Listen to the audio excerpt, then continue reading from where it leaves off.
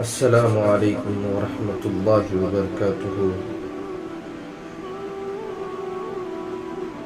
ہماری زندگی میں بڑا ہی اہم پہلو ہے ایک، اللہ رب العزت کے ذات عالی سے جو تعلق ہے وہ صحیح ہونی چاہیے۔ جب تک تعلق صحیح نہیں ہوگا اس وقت تک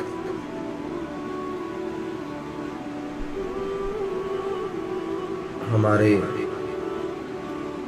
اور اللہ رب العزت کے درمیان میں ہماری جو سوچ ہے، ہمارا جو خیال ہے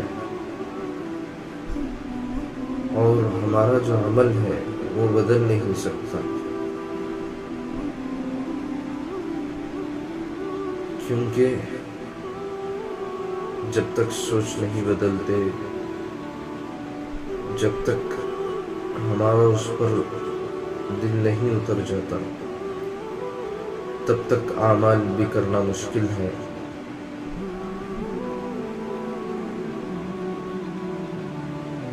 اسی لیے حضرت علماء اکرام نے، بزرگان دین نے اس بات کی وضاحت فرمائی ہے کہ اس میں امید کا بڑا دخل ہے۔ یہ ایک اہم پہلو ہے اللہ رب العزت کے ذات عالی سے محبت کا۔ حضرت صحابہ رضوان اللہ تعالی علیہم اجمعین وہ مبارک شخصیتیں تھے جنہوں نے اللہ رب العزت کے ساتھ وہ محبت تھی ان کو، اور امید بھی اسی طرح کی تھی، اور امید کا جو تقاضا تھا بخوبی حضرت صحابہ رضوان اللہ تعالی علیہم اجمعین نے اس کو نبھایا اور اس کو پورا کر دکھایا۔ ہمارے سامنے کئیوں ایسے مثالیں ہیں جو ثابت کرتے ہیں کہ اللہ رب العزت کے ذات عالی سے ان کو امید جو تھی وہ بہت زیادہ تھی۔ اللہ کے تعلق سے محبت کا، امید کا، یہ بے مثال ان کی ایک جماعت تھی جن کو آج ہم صحابہ کے نام سے جانا کرتے ہیں۔ اللہ کے نبی علیہ السلام کے ساتھ، اللہ کے نبی علیہ السلام کے صحبت یافتہ تھے، ان کے تعلیم یافتہ تھے، اللہ کے نبی علیہ السلام کی بے پناہ محبت اللہ سے، اللہ کے حبیب تھے، سب سے زیادہ لاڈلے تھے۔ تو اللہ کے نبی علیہ السلام کے صحبت میں رہتے ہوئے حضرت صحابہ رضوان اللہ تعالی علیہم اجمعین نے اس سبق کو حاصل کیا تھا، اس کو پڑھا ہوا تھا، اس پر عمل بخوبی انہوں نے کر ہمارے سامنے مثالیں چھوڑ کر گئے ہیں، ہمارے لیے سبق چھوڑ کے گئے کہ ہم اس سے سیکھ سکتے ہیں۔ امید جو تھی صحابہ کو وہ کمال کی امید تھی اللہ رب العزت کے ذات عالی سے۔ بندہ ہر کام کر سکتا ہے، امید سے وہ خالی نہیں ہو سکتا، امید کو وہ چھوڑ نہیں سکتا۔ بندہ گناہ بھی کر لیتا ہے، مسلمان کبھی امید سے خالی نہیں ہوتا۔ اگر امید اس کی صحیح ہے، اگر یہ امید کرتا ہے کہ میرا اللہ معاف کر دے گا، کیونکہ اللہ رب العزت سے زیادہ کرم کرنے والے، رحم کرنے والے کائنات میں کوئی نہیں ہے۔ اسی لیے بندہ جب بھی گناہ کر لیتا ہے، واپس جب اللہ کی طرف آ جاتا ہے، اللہ سے جب مانگتا ہے گڑ گڑا کر، صاف و پاک دل سے اللہ کے سامنے اپنی بے بسی کا، اپنے گناہوں کا جب اظہار کر لیتا ہے، تو اللہ تعالیٰ اس سارے گناہوں کو، اس کی ایک خطرے پر اللہ سارے گناہوں کو معاف کر دیں گے۔ یہ اللہ رب العزت کا قانون ہے۔ اسی لیے صحابہ سمجھے ہوئے تھے، سیکھے ہوئے تھے، ان کو وہ درد تھا، تڑپتے تھے، اللہ کی جو لگائی ہوئی امیدوں پر اللہ کے فیصلے بھی اسی طرح کے ہوتے تھے۔ تو ہمیں بھی اسی طرح کی امید رکھنا چاہیے کہ اللہ رب العزت کی ذات عالی سے یہ امید ہونی چاہیے کہ ہر کام میں، ہر عمل میں اللہ ہمارے ساتھ ہے، اور جو بھی ہم کرتے ہیں اس پر یہ امید کرنا ہے کہ اللہ رب العزت اس کو آسان کر دیں گے ہمارے لیے۔ یہ سب کب ہوگا؟ جب ہمارے اندر کامل یقین، کامل ایمان جب تک نہیں آئے گا، تب تک ان چیزوں پر عمل کرنا مشکل ہے۔ لا الہ الا اللہ محمد رسول اللہ صلی اللہ علیہ وسلم والی زندگی 24 گھنٹے والی جب تک حقیقت کے طور پر ہمارے اندر نہیں آئے گی، ان چیزوں کی ہمیں یقینی طور پر اس سے فائدہ بھی حاصل نہیں ہوگا، کیونکہ بنیادی جو چیز ہے وہ یقین ہے۔ جب بندہ یقین کو ٹھیک کر لیتا ہے، اس کے اندر یقین آ جاتا ہے، اور یہ بخوبی اسے یقین ہو جاتا ہے کہ سب کچھ کرنے والی ذات اللہ رب العزت کی ذات عالی ہے، تو بندے کو کوئی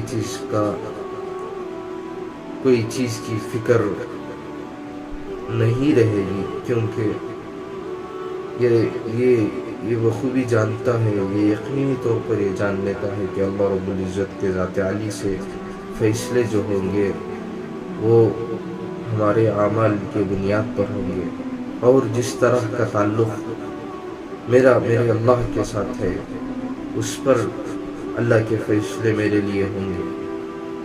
تو یہ بڑی گہری باتیں ہیں کہ ہمارا تعلق صحیح کرنا چاہیے کہ اللہ رب العزت کے ذات عالی سے جس طرح کا تعلق ہوگا، جس طرح کا یقین، جس طرح کا رابطہ اللہ سے ہوگا ہمارا، اسی طرح کے فیصلے ہمارے حق میں اتریں گے، اور اللہ اسی طرح کے فیصلے فرمائیں گے۔ ہمارا تعلق ٹھیک ہونے چاہیے، کیونکہ وہ واحد ایک ذات ہے جس سے ہم امید کر سکتے ہیں۔ ہر دنیا کی ہر پہلو میں خوشی کا موقع ہو، غم کا موقع ہو، ہمارے لیے اللہ رب العزت کے ذات عالی کافی ہے، اور بہت زیادہ کافی ہے، کیونکہ اللہ رب العزت اس کائنات کا شہنشاہ اور اکیلا شہنشاہ ہے۔ اللہ رب العزت کو اگر ہم نے حاصل کر لیا، گویا کہ ساری چیزوں کو ہم نے حاصل کر لیا، ہمارے انڈر کر لیا ہم نے، اور ہم اس سے فائدہ اٹھا سکتے ہیں۔ اسی لیے عقلمند اور ہوشیار شخص کے بارے میں اللہ کے نبی علیہ السلام نے فرمایا ہے وہ آخرت کی فکر کرنے والے ہیں۔ اس کے مفہوم میں آتا ہے کہ آخرت کو مقدم رکھنے والے ہمیشہ کامیاب رہے ہیں اور کامیاب رہیں گے۔ صحابہ نے بھی یہی کر دکھایا تھا، صحابہ آخرت کو مقدم رکھے۔ اس کے معنی کیا ہے؟ آخرت کو مقدم رکھنا یعنی اللہ رب العزت کے ذات عالی کو مقدم رکھنا۔ جب تک اللہ رب العزت کے ذات عالی کو مقدم نہیں رکھیں گے، ہمارے لیے کوئی کام آسان نہیں ہوگا، بلکہ ہمارے لیے ساری چیزیں مشکل ہوتی چلی جائیں گی، کیونکہ اللہ کو ہم نے بھلا دیا، اللہ رب العزت کی ذات عالی کو ہم نے بھلا دیا، اللہ کے نبی علیہ السلام کو بھلا دیا۔ اس سے کام بننے والے نہیں ہیں، بلکہ اس سے کام بگڑیں گے۔ چاہے دنیاوی اعتبار سے آپ درجہ بدرجہ آگے چلے جاؤ، مگر اس سے جو اصل کامیابی کو حاصل کرنی ہے وہ حاصل نہیں ہوگی، کیونکہ اصل کامیابی کیا ہے؟ دنیا میں رہتے ہوئے دنیا کی چیزوں کو حاصل کرنا، اس سے اپنی کامیابی کی امید رکھنا، یہ ہرگز ہو نہیں سکتا جب تک اللہ نہ چاہے کہ اس کے حق میں ہم کامیاب کریں گے۔ اسے کامیاب کرانا ہے، جب تک بندہ کامیاب نہیں ہو سکتا۔ چیزیں اچھی ہو سکتی ہیں، ہمارے لیے چیزیں اچھی ہو سکتی ہیں، بلکہ اس میں جو چیزوں کا فائدہ پہنچانا ہے، جو چیزیں وہ فائدے کے لیے بنائی گئی ہیں، اللہ ان سے فائدے کو اٹھا لیں گے، بلکہ انہی چیزوں میں اپنے لیے نقصان کو ڈال دیں گے۔ ہم بارہا سنتے ہیں، اس میں نہیں جانا، اس کے لیے یہ تذکرہ کرنا مناسب نہیں ہے کہ ہمارے لیے اللہ فیصل ہے، فیصلہ کرنے والے نہیں ہیں، تو ہمارے لیے بہتر ہوگا، سمجھداری کی یہ بات ہوگی کہ ہم اللہ کو حاصل کر لیں، اور جن سے امید لگانا ہے انہی سے امید لگائیں تو بہتر ہوگا۔ اللہ رب العزت وہ ذات ہے جو اپنے وعدے پر وہ پورا کر دیتے ہیں۔ دنیا والوں سے امید لگانا یہ بے وقوفی کی، کم عقلی کی بات ہے، بہت ہی زیادہ بے وقوفی، کم عقلی کی بات ہے۔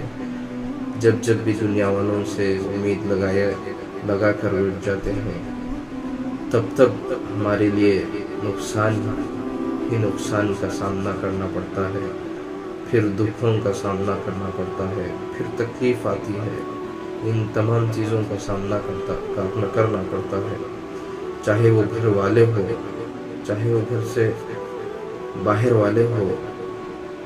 کسی سے امید لگانا یہ ہمارے لیے قابل عمل بات نہیں ہے، بلکہ اس میں نقصان کا سامنا کرنا پڑتا ہے ہر اعتبار سے۔ اسی لیے فرماتے ہیں ایک واحد وہی ذات ہے، اللہ رب العزت کی ذات ہے، جن کے سامنے اپنے دکھ کو، درد کو بیان کر سکتے ہیں، اللہ کے سامنے اپنے دکھ کو، درد کو بتا سکتے ہیں۔ انہی سے آپ اپنے لیے مدد کے لیے امید کر سکتے ہیں۔ اللہ رب العزت سنتا ہے، کسی کو بتاتا نہیں ہے۔ دنیا والے اپنے گھر والے ہی کیوں نہ ہو، وہ سن لیتے ہیں اپنے دکھ کو، درد کو، پھر ہنس بھی دیتے ہیں دوسروں کے سامنے اس کا تذکرہ کر کر۔ یہ دنیاوی حالت ہے، یہ عجیب معاملہ ہے۔ اسی لیے سمجھداری اس میں ہے کہ ہم جن کو سنانا ہے انہی کو سنانا ہے، اور جن سے امید مدد کی رکھنی ہے انہی سے رکھنی ہے۔ بس انہی چند کلمات کے ساتھ میں اپنی بات کو ختم کرتا ہوں۔ ہم سب کو اللہ رب العزت جن سے ہمیں حاصل جو ہے صحابہ اکرام رضوان اللہ تعالی علیہم اجمعین کی زندگیوں سے، ان کی مبارک زندگیوں سے، جس طرح کے امیدوار وہ تھے اللہ رب العزت کی ذات عالی سے، ہمیں بھی اللہ تعالیٰ اپنے ہی ذات سے امید رکھنے کی ہم سب کو اللہ توفیق عطا فرمائے۔ وآخر الدعوانا الحمد للہ رب العالمین۔ السلام علیکم ورحمۃ اللہ وبرکاتہ۔